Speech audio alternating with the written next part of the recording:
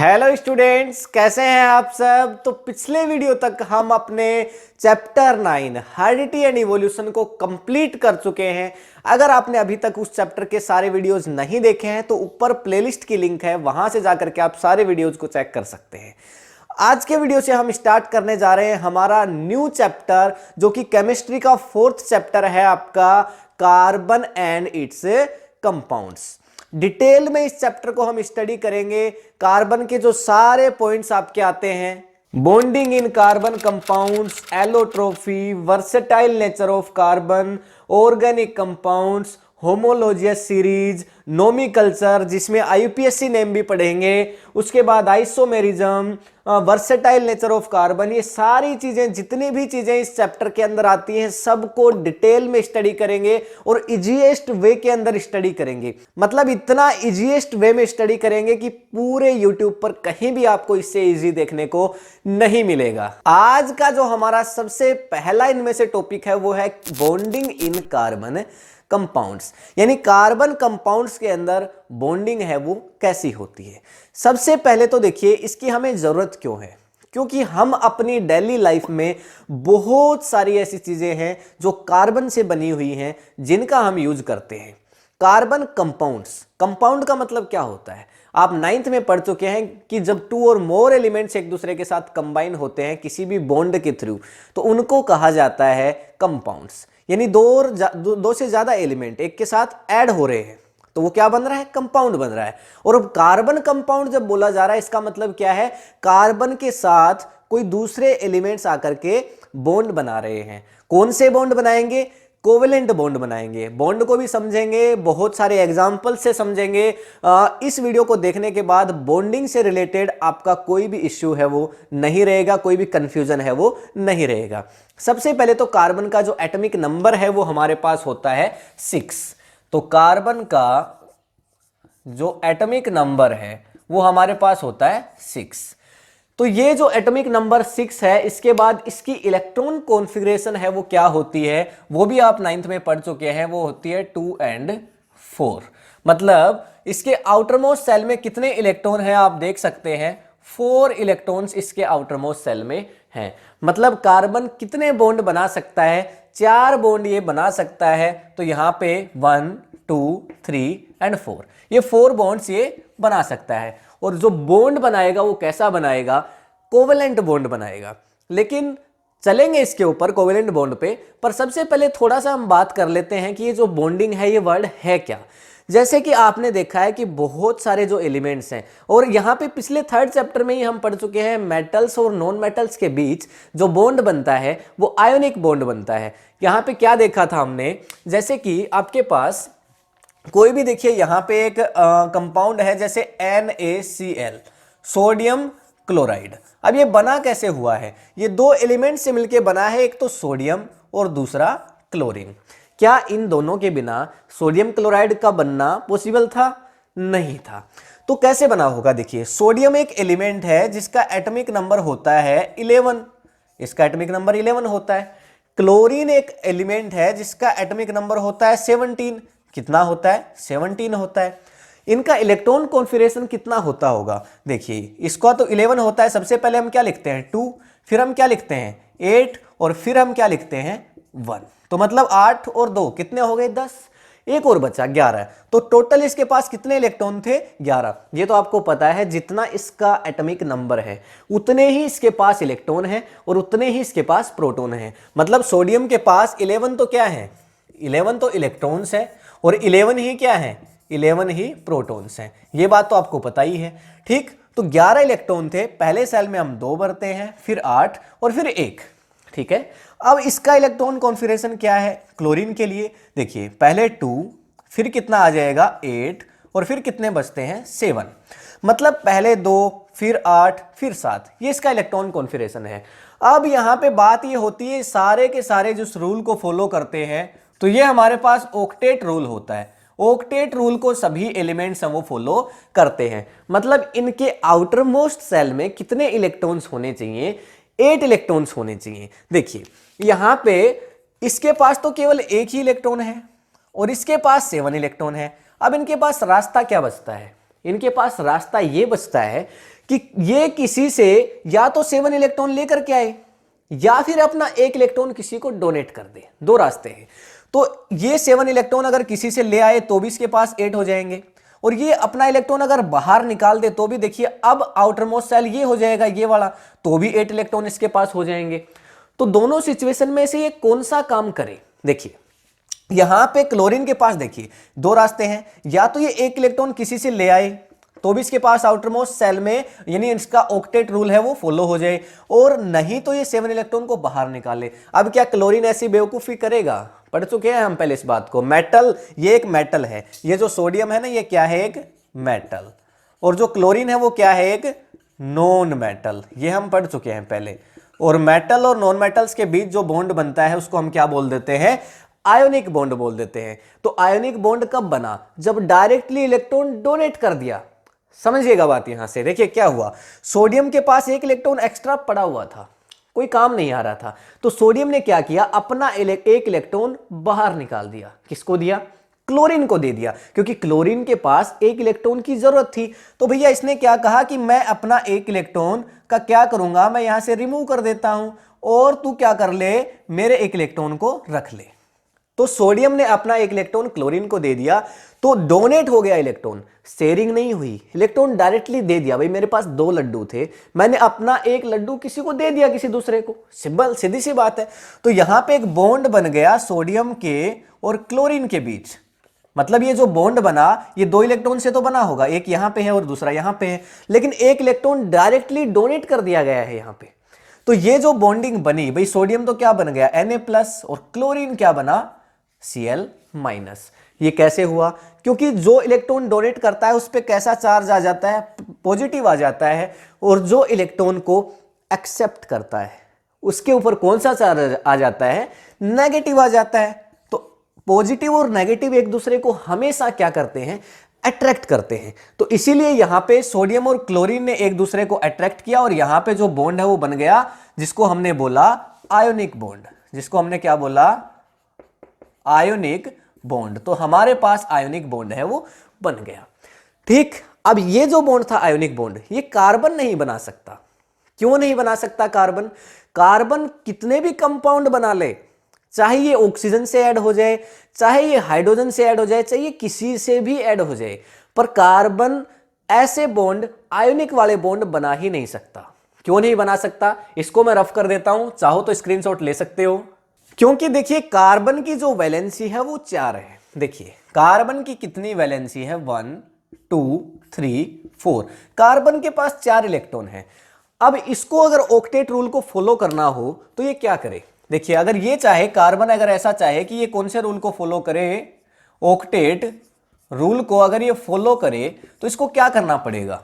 कहीं से या तो 4 इलेक्ट्रॉन बाहर से लेके आने पड़ेंगे। भाई 4 के पास 4 आएंगे तभी तो 8 बनेंगे, ऐसे कैसे बन सकते हैं? या फिर ये अपने 4 इलेक्ट्रॉन को बाहर निकाल दे। ठीक, ये 2 रास्ते हैं कार्बन के पास। अब 4 इलेक्ट्रॉन को इससे एक्सेप्ट कर ले, ये भी पॉसिबल नहीं है। भाई कौन लेने को बैठा है 4 इलेक्ट्रॉन? या फिर ये 4 इलेक्ट्रॉन किसी से लेकर के आए, तो इसको 4 इलेक्ट्रॉन देने के लिए कौन बैठा हुआ है?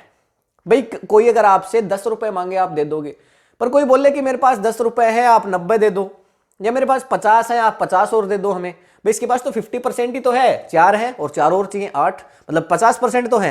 तो आपको कोई आए और बोले मेरे पास 50 रुपए है और तुम मेरे को 50 रुपए और दे दो ताकि 50-50 मिलके मेरे 100 हो जाए, तो तुम ये कहोगे कि भैया तेरे पास 50 है, वो 50 एक काम कर मेरे को दे जा, ताकि तेरे और मेरे मिल करके क्या हो जाए, मेरे पास 100 हो जाए।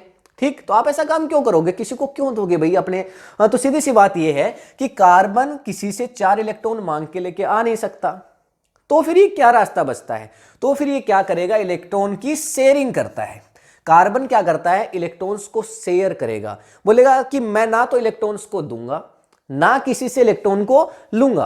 तो ना तो ये इलेक्ट्रॉन को एक्सेप्ट करता है ना ये इलेक्ट्रॉन्स को डोनेट करता है।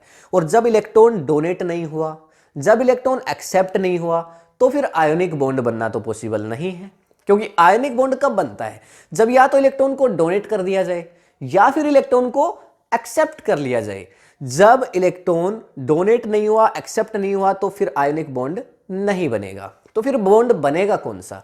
तो यहां पे मोस्ट इंपॉर्टेंट जो आपका इस चैप्टर का बॉन्ड है जो आपको पढ़ना है वो आ जाता है कोवेलेंट बॉन्ड। तो कार्बन कौन से टाइप का बॉन्ड बनाता है? Which type of bond made by carbon? तो कोवेलेंट बॉन्ड। कार्बन है वो कौन से तरह का बॉन्ड बनाएगा? कोवेलेंट बॉन्ड बनाएगा। ठीक, तो कोवेलेंट बॉन्ड में क्या होता है? इलेक्ट्रॉन्स की शेयरिंग होती है। अब इलेक्ट्रॉन की शेयरिंग कैसे होगी वो भी हमें समझना पड़ेगा। देखिए यहां पे एक एग्जांपल लेता हूं हाइड्रोजन का।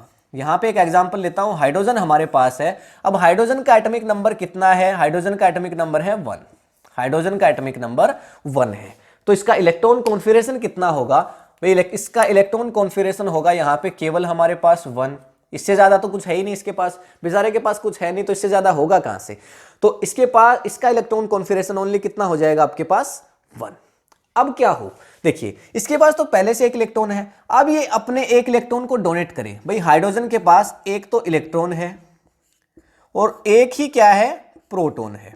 ठीक है, अब अगर ये अपने एक इलेक्ट्रॉन को बाहर निकाल दे तो फिर तो ये अनस्टेबल हो जाएगा, क्योंकि प्रोटॉन एक ही बचा और हमें पता है एटम क्या होना चाहिए? इलेक्ट्रिकली न्यूट्रल होना चाहिए। ठीक, तो एक इलेक्ट्रॉन को डोनेट कर देगा तो कुछ भी इसके पास बचेगा नहीं। ठीक, अब ये किसी से एक इलेक्ट्रॉन अगर ले ले तो इसके पास कितने हो जाएंगे? 2 हो जाएंगे। तो ये ऐसा भी नहीं कर सकता है क्योंकि प्रोटॉन कितने हैं? पहले से एक ही है। पहले से ही यहां पे ये अनस्टेबल है। हाइड्रोजन है वो पहले से ही अनस्टेबल होता है, तो इसकी जो बॉन्डिंग है वो इतनी परफेक्ट नहीं होती कि ये एक इलेक्ट्रॉन को यहां पे अपने पास रख पाए। और जब इसके पास 2 इलेक्ट्रॉन आ जाएंगे तो क्या ये उन इलेक्ट्रॉन्स को परफेक्टली अपने पास रख पाएगा? नहीं रख पाएगा। तो ये एक इलेक्ट्रॉन को एक्सेप्ट तो कर नहीं सकता कि भाई ऐसा यहां पे इसके पास पॉसिबल नहीं है। ठीक है, ये ऐसा हो ही नहीं सकता इसके पास कि एक इलेक्ट्रॉन आए और इसके पास जुड़ जाए। ठीक है, तो फिर ये क्या करेगा? तो फिर ये इलेक्ट्रॉन्स की शेयरिंग करेगा। कैसे करेगा? देखिए यहां पे ये हमारे पास कार्बन है। कार्बन क्या चाहता है? इलेक्ट्रॉन्स को डोनेट करना नहीं चाहता, लेना भी एक्सेप्ट करना भी नहीं चाहता, वो भी शेयरिंग चाहता है। तो कार्बन और हाइड्रोजन की क्या फ्रेंडशिप हो सकती है? सबसे अच्छी फ्रेंडशिप का अगर एग्जांपल है इस केमिस्ट्री में तो है फिर आपका कार्बन और हाइड्रोजन। इनकी बहुत अच्छी बॉन्डिंग होती है, बहुत अच्छी इनकी फ्रेंडशिप होती है। क्योंकि कार्बन जब भी आप देखोगे ना, मिलेगा आपको CH4 CH2, कार्बन की जितनी लंबी चैन मिलेंगी उन सभी लॉन्ग चैन के अंदर पढ़ेंगे। कार्बन की लॉन्ग चैन कब आती है? कैटनेशन एक प्रॉपर्टी होती है इसकी, तो उसको भी पढ़ेंगे पर यहां पे किसी नेक्स्ट वीडियो में। तो ये जो आपके पास कार्बन है, जहां भी आप इसकी लॉन्ग चैन देखोगे वहां पे आपको हाइड्रोजन हमेशा इसको सेटिस्फाई करता हुआ मिलेगा। और आपने ऐसा देखा भी होगा कि हमेशा जब कार्बन देखते हो तो हाइड्रोजन जुड़ा हुआ मिलता है। तो इसको एक एग्जाम्पल से समझ लेते हैं। तो इसका एक एग्जाम्पल हम ले रहे हैं अच्छा सा, जो कि हमारे पास क्या आ जाएगा? Methane, CH4। ये है हमारे पास मेथेन। ये कैसे बना? देखिए ये कंपाउंड है, क्योंकि देखिए कार्बन एक एलिमेंट, हाइड्रोजन दूसरा एलिमेंट, और जब 2 और मोर एलिमेंट जुड़ जाते हैं तो क्या बन जाता है? कंपाउंड बन जाता है। इसका मतलब मेथेन क्या है? मेथेन एक कंपाउंड है। देखिए कैसे बना? तो कार्बन के पास तो अपने थे 4 इलेक्ट्रॉन, 4 इलेक्ट्रॉन थे कार्बन के पास। भाई ये देखो 1 2 3 4 4 इलेक्ट्रॉन है। हाइड्रोजन के पास केवल एक इलेक्ट्रॉन। देखिए तो यहां पे हम यहां पे रख देते हैं ये हाइड्रोजन। ठीक है, हमने रखा। अभी कार्बन ने अपना एक इलेक्ट्रॉन दिया यहां से और हाइड्रोजन ने भी अपना एक इलेक्ट्रॉन दिया यहां से। दोनों इलेक्ट्रॉन की शेयरिंग कर रहे हैं। ना तो हाइड्रोजन दे रहा है, भाई ये हाइड्रोजन ऐसा नहीं करा कि तू ही रख ले इसको, ना ही कार्बन करा है कि इस इलेक्ट्रॉन को तू ले जा, ऐसा दोनों में से कोई भी नहीं करा। ये दोनों क्या कह रहे हैं? हम दोनों पास बैठते हैं, ठीक है, और इन दोनों इलेक्ट्रॉन्स का यूज करते हैं। भाई तेरे को जरूरत हो तो तू रख लेना, मेरे को जरूरत हो तो मैं रख लूंगा। ठीक, फिर यहां पे एक और हाइड्रोजन। अब एक से तो बात बनेगी नहीं, क्योंकि कार्बन को कितने चाहिए थे? 4 चाहिए थे। हाइड्रोजन तो केवल एक ही दे पाया, तो कितने हाइड्रोजन की जरूरत पड़ेगी? एक हाइड्रोजन अगर एक इलेक्ट्रॉन दे सकता है तो क्या 4 हाइड्रोजन 4 इलेक्ट्रॉन दे सकते हैं? बिल्कुल दे सकते हैं। देखिए यहां पे एक और हाइड्रोजन आया और एक ये आ गया इलेक्ट्रॉन और दूसरा ये इलेक्ट्रॉन आ गया। ठीक है, अब एक और हाइड्रोजन यहां से हम ले लेते हैं। ठीक है, तो ये हमने एक और हाइड्रोजन लिया, तो एक इसने दे दिया और दोबारा एक इसने दे दिया हमारे पास। ठीक है, फिर एक और हाइड्रोजन हम यहां पे ले लेते हैं और यहां पे एक ये इलेक्ट्रॉन हो गया और दूसरा एक ये इलेक्ट्रॉन हो गया। क्या कार्बन के पास 8 इलेक्ट्रॉन कंप्लीट हुए? अब देखते हैं क्या इनकी वैलेंसी सेटिस्फाइड हुई। ये जो हाइड्रोजन है ना, ये ऑक्टेट रूल को फॉलो नहीं करता, ये डुप्लेट रूल को फॉलो करता है, क्योंकि इसके पास तो देखिए फर्स्ट सेल में कितने इलेक्ट्रॉन आते हैं? 2 ही आते हैं। ये 8 लेने बेचारा कहां जाएगा? कौन देने बैठा है इसको 7 इलेक्ट्रॉन? ठीक, तो हाइड्रोजन है उसके पास कभी भी आउटर मोस्ट सेल में 8 नहीं होंगे, ये डुप्लेट रूल को फॉलो करेगा, इसके पास 2 ही होंगे।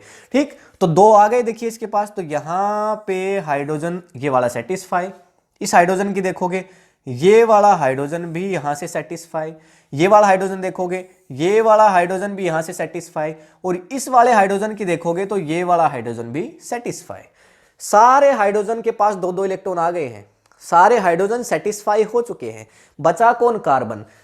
2 2 2 और 2 8 हो गए। कार्बन को कितने चाहिए थे? 8 चाहिए थे और 8 हो गए हैं। तो मतलब ये आपके पास जो कार्बन है वो भी क्या हो चुका है, यहां से कार्बन भी हमारा सेटिस्फाई हो चुका है। ये आपकी स्ट्रक्चर हो गई है किसकी? मेथेन की। ठीक है, ये जो स्ट्रक्चर है वो किसकी है? मेथेन की है। तो आप इसका स्क्रीनशॉट ले सकते हैं। और यहां पे जो बॉन्ड बना वो कौन सा बॉन्ड बन गया? वो बन गया हमारे पास कोवेलेंट बॉन्ड। कितने बॉन्ड बने? एक तो ये बन गया, देखिए यहां पे 1 2 3 और 4। तो टोटल कितने कोवेलेंट बॉन्ड बने? 4 कोवेलेंट बॉन्ड बने, क्योंकि 4 एलिमेंट से, 4 एटम से इलेक्ट्रॉन की क्या हुई? शेयरिंग हुई। ठीक है, तो इलेक्ट्रॉन्स की शेयरिंग से जो बॉन्ड बना उसको हमने बोला कोवेलेंट बॉन्ड।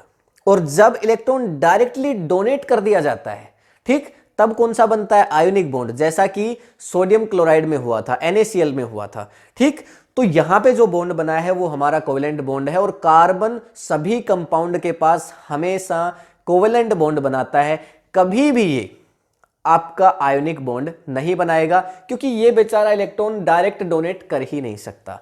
अब हम कुछ कंपाउंड्स को समझ लेते हैं, कुछ कंपाउंड्स की स्ट्रक्चर आपके इस टॉपिक में इंपॉर्टेंट है, उनको हम देख लेते हैं। इसमें सबसे पहला है फॉर्मेशन ऑफ हाइड्रोजन मॉलिक्यूल, यानी हाइड्रोजन मॉलिक्यूल है उसकी फॉर्मेशन कैसे होगी। देखिए यहां पे एक हाइड्रोजन अगर अकेला हो तो उसको क्या बोलेंगे? हाइड्रोजन एटम, ये मॉलिक्यूल नहीं है। ठीक है, अब अगर एक हाइड्रोजन इससे और जुड़ जाए तो फिर हम इसको क्या बोलेंगे? ये हो जाएगा फिर आपका, देखिए मिल करके हो जाएगा H2, ये हो जाएगा एक मॉलिक्यूल। अब H2 है ना, वो एक मॉलिक्यूल है। कैसे बनेगा? देखिए, तो यहां पे सबसे पहले तो हमें पता है हाइड्रोजन का एटॉमिक नंबर कितना होता है? हाइड्रोजन का एटॉमिक नंबर 1 होता है। तो इस वाले हाइड्रोजन का भी एटॉमिक नंबर कितना होगा? 1 ही होगा। भाई 2 कहां से हो जाएगा? दोनों का 1 1 ही है। अब दोनों के पास एक एक इलेक्ट्रॉन है, तो दोनों ने रास्ता निकाला कि क्यों ना यार हम दोनों स्टेबल हो जाएं। तो क्या करेंगे? ये वाला हाइड्रोजन आया यहां पे, ये वाला हाइड्रोजन इधर आया यहां पे, और इसने अपना एक इलेक्ट्रॉन यहां पे रख दिया, और इसने अपना एक इलेक्ट्रॉन यहां पे रख दिया। दोनों ने अपने एक एक इलेक्ट्रॉन यहां पे रख दिए और शेयरिंग करी इलेक्ट्रॉन की।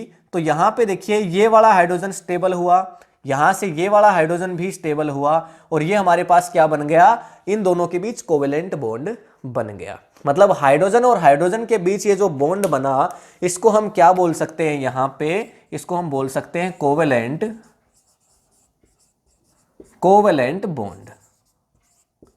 इसको हम कोवेलेंट बॉन्ड कह सकते हैं। तो हमारा कोवेलेंट बॉन्ड यहां पे बन गया है। ठीक है, तो पहला तो यहां पे क्या था? Formation of hydrogen molecule. तो 2 हाइड्रोजन के एटम्स जुड़ करके एक मॉलिक्यूल बना रहे हैं, हाइड्रोजन मॉलिक्यूल। ये हम कोवेलेंट बॉन्ड के एग्जांपल्स देख रहे हैं कि किन किन में कोवेलेंट बॉन्ड पाया जाता है। ठीक है, दूसरा एग्जांपल लेते हैं फॉर्मेशन ऑफ क्लोरीन मॉलिक्यूल। तो क्लोरीन मॉलिक्यूल, अगर अकेला Cl बैठा हुआ है, देखिए अगर अकेला Cl बैठा हुआ है तो ये सिंगल है। ठीक है, ये मॉलिक्यूल नहीं है, एटम है। लेकिन अगर इसके साथ एक क्लोरीन और जुड़ जाए तो फिर ये बन जाएंगे Cl2।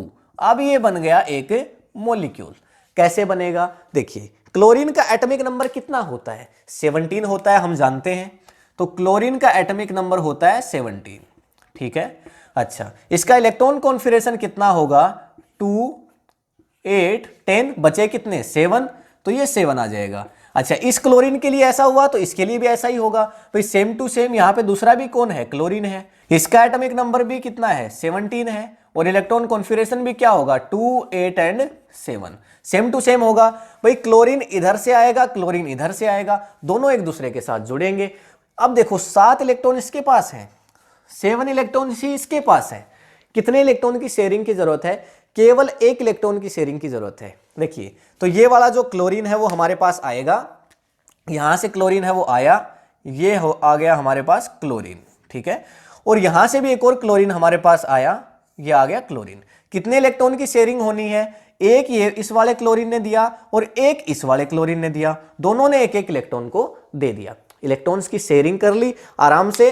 और यहां पे अब देखो, इसने एक इलेक्ट्रॉन दिया तो इसके पास बाकी कितने इलेक्ट्रॉन बचे? 6 तो बच ही गए ना, और इसके पास भी 6 बच गए। भाई यहां पे इसके पास 1 2 3 4 5 6, 6 तो बच ही गए, एक ही तो दिया है। अच्छा, इसने एक दिया यहां पे, तो 6 तो इसके पास भी है, 1 2 3 4 5 6, 6 तो इनके पास पहले से ही बैठे हैं। और एक एक इलेक्ट्रॉन की शेयरिंग कर ली। ये देखो यहां पे इसका ऑक्टेट कंप्लीट हुआ कि नहीं हुआ? हो गया इस क्लोरीन का। दूसरे क्लोरीन का भी ऑक्टेट कंप्लीट हुआ कि नहीं हुआ? हो गया। ये हो गई हमारे पास Cl2 की स्ट्रक्चर। यहां पे जो बॉन्ड बना, कौन सा बॉन्ड बन गया? Covalent bond. ध्यान रखिए, जहां पे भी इलेक्ट्रॉन की शेयरिंग हो रही है, इलेक्ट्रॉन डोनेट नहीं हो रहा डायरेक्टली, केवल इलेक्ट्रॉन की शेयरिंग हो रही है। इस इलेक्ट्रॉन को ये वाला क्लोरीन भी यूज कर रहा है और ये वाला क्लोरीन भी यूज कर रहा है, तो यहां पे बनेगा कोवेलेंट बॉन्ड। इसके बाद नेक्स्ट ऑक्सीजन के बारे में देखते हैं। अब पहला यहां पे देखिए एक ऑक्सीजन है, सिंगल अकेला बैठा है बेचारा, लेकिन अगर इसके साथ एक और जुड़ जाए तो ये दोनों एटम्स हैं ऑक्सीजन के, तो क्या बनाएंगे? देखिए अब यहां पे बना देंगे ये O2। ये हो गया एक मॉलिक्यूल। दो एटम्स ने मिलके एक क्या बना दिया? एक मॉलिक्यूल बना दिया। लेकिन ये सिंगल बॉन्ड से नहीं जुड़ेगा, यहां पे आएगा डबल बॉन्ड। अब ऐसा क्यों बोला मैंने, इसकी भी बात हम देख लेते हैं, ऐसा क्यों बोला। देखिए यहां पे इस ऑक्सीजन का एटॉमिक नंबर हमारे पास होता है, ऑक्सीजन का एटॉमिक नंबर होता है 8, तो इलेक्ट्रॉन कॉन्फ़िगरेशन होगा देखिए 2 और 6। भाई मैंने बोला 8 इसका एटॉमिक नंबर है, मतलब 8 ही इसके पास इलेक्ट्रॉन है और 8 ही इसके पास प्रोटॉन है। ये बात तो आपको क्लियर है भाई, जितना एटॉमिक नंबर होता है उतने इलेक्ट्रॉन और प्रोटॉन्स होते हैं, ठीक है। तो यहां पे इसके पास इतने हैं। अच्छा, दूसरे ऑक्सीजन के पास भी इतने ही तो होंगे भाई, दूसरा भी ऑक्सीजन जुड़ रहा है, तो यहां पे ऑक्सीजन के पास 8 इसका एटॉमिक नंबर और 2 और 6, ठीक है। अब यहां से हम दोनों ऑक्सीजन को लेकर के आते हैं, क्योंकि दोनों के बीच हमें बॉन्डिंग बनानी है। देखिए 6 है, ऑक्टेट कब कंप्लीट हो? भाई ऑक्टेट रूट को फॉलो करना पड़ेगा कि नहीं? ऑक्टेट रूल तो तब फॉलो होगा जब यहां पे 8 हो जाएंगे, ठीक है। तो 2 इलेक्ट्रॉन तो ये शेयर करेगा और 2 इलेक्ट्रॉन ये वाला शेयर करेगा। देखिए ये जो ऑक्सीजन है वो हमने यहां से लिया, ठीक है। तो यहां पे एक इलेक्ट्रॉन इसने दिया, एक इलेक्ट्रॉन इसने दिया, ठीक है। दोनों से यहां पे फिर यहां पे क्या हो जाएगा, ये वाला ऑक्सीजन आएगा और ये इसने एक इलेक्ट्रॉन दिया और दूसरा इलेक्ट्रॉन दिया, मतलब इस ऑक्सीजन ने 2 इलेक्ट्रॉन दिए और इस वाले ऑक्सीजन ने भी 2 इलेक्ट्रॉन दिए, ठीक। मतलब बचे कितने इनके पास यहां पे? भाई इधर कितने बच गए? तो 1 2 और यहां पे देखिए कितने थे? अब यहां पे तो 6 थे, तो यहां पे 4 ये बच गए और 4 इसके पास बचेंगे, 1 2 3 और 4। 2 तो इन्होंने इधर दे दिए हैं शेयरिंग के लिए और 4 इनके पास बच गए भी, 6 थे ना आउटर मोस्ट सेल में, तो 4 तो बचेंगे, 2 दे देगा तो इधर से भी 4 बचेंगे। अच्छा, अब दोनों को 8 कंप्लीट करने थे ना अपने। देखिए कैसे होंगे। यहां पे इस वाले ऑक्सीजन ने इन चारों इलेक्ट्रॉन्स का यूज किया, हो गए 8, 4 तो ये रहे और 4 ये रहे। अच्छा, इस वाले ऑक्सीजन ने भी इनका यूज किया, देखिए चारों इलेक्ट्रॉन्स का यूज ये भी करेगा, ये क्यों पीछे हटेगा भाई, ठीक। ये स्ट्रक्चर, ये सारी डॉट स्ट्रक्चर चल रही हैं जो एग्जाम में पूछी जाती हैं कि डॉट स्ट्रक्चर बनाओ ऑक्सीजन मॉलिक्यूल के लिए, हाइड्रोजन मॉलिक्यूल के लिए, नाइट्रोजन मॉलिक्यूल के लिए। अगला एग्जांपल नाइट्रोजन का ही आएगा। तो यहां पे डबल बॉन्ड बना, यहां पे कौन सा बॉन्ड बना? Double bond. देखिए एक बॉन्ड तो ये बन गया और दूसरा बॉन्ड ये बन गया। जितने इलेक्ट्रॉन्स की, एक सिग्मा बॉन्ड के अंदर 2 इलेक्ट्रॉन होते हैं, डबल बॉन्ड बन जाता है तो 4 इलेक्ट्रॉन हो जाते हैं, ट्रिपल बन जाएगा तो 6 हो जाएंगे। एक बॉन्ड होता है ना एक, इसका मतलब 1 और 2 इलेक्ट्रॉन, डबल बॉन्ड हो जाता है मतलब 2 और 2 4 इलेक्ट्रॉन, ट्रिपल बॉन्ड हो जाता है मतलब 3 और 3 6 इलेक्ट्रॉन। ध्यान रखिएगा इस बात को, ठीक है ना। तो इस तरह से बॉन्ड हमारे पास इलेक्ट्रॉन प्रेजेंट होते हैं, इसका भी स्क्रीनशॉट ले सकते हैं।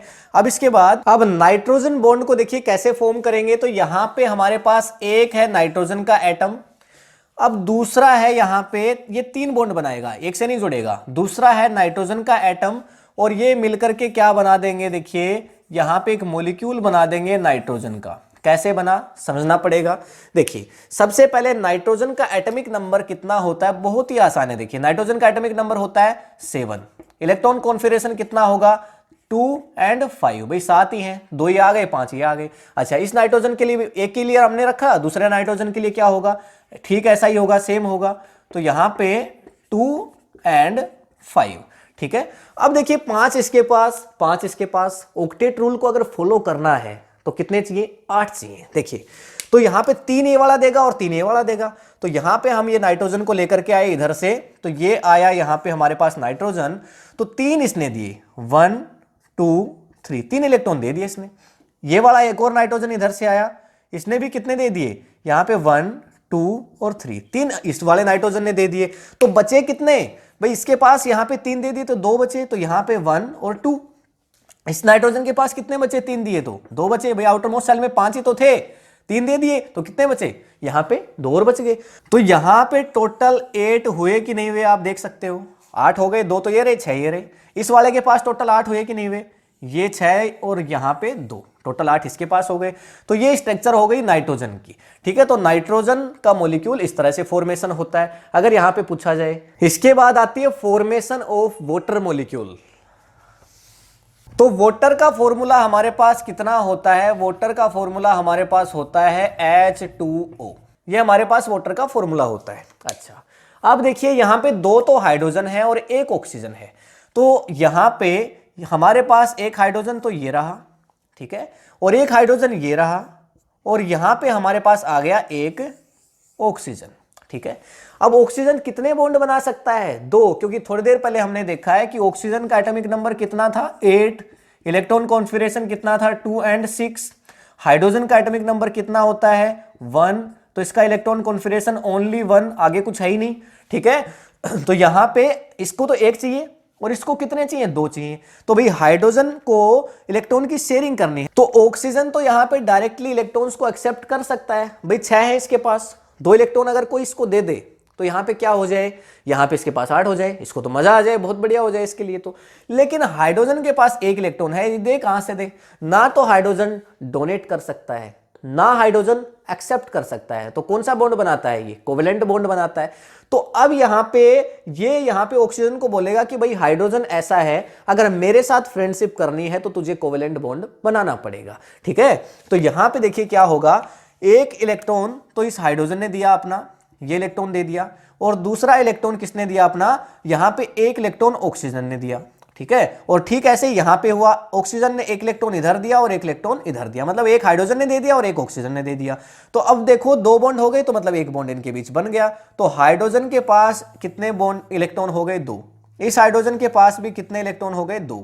और ऑक्सीजन के पास देखिए यहां पे कितने हो गए, भाई इसने 2 इलेक्ट्रॉन तो दिए थे, 6 थे इसके पास, भाई 6 थे ना, तो यहां पे 1 2 और 3 और 4, तो 4 तो बचे ही हुए थे ऑक्सीजन के पास, क्योंकि 1 इधर दिया था 1 इधर दिया था, 2 ही तो दिए थे, 6 तो थे ही इसके पास, 1 इधर दिया 1 इधर दिया। तो मतलब ये आपके पास वाटर की स्ट्रक्चर है वो हो गई। इसको इस तरह से भी हम बना सकते हैं, देखिए यहां पे हमारे पास बीच में ऑक्सीजन आ जाएगा, 1 इलेक्ट्रॉन यहां से आएगा, 1 इलेक्ट्रॉन यहां से आएगा, दूसरा हो जाएगा हाइड्रोजन, ठीक है। और इधर भी हाइड्रोजन आ जाएगा हमारे पास, 1 इलेक्ट्रॉन इधर आ जाएगा, 1 इलेक्ट्रॉन इधर आ जाएगा, और ऑक्सीजन के पास टोटल कितने बचेंगे, यहाँ पे 1 2 3 और 4, ऐसे भी हम बना सकते हैं।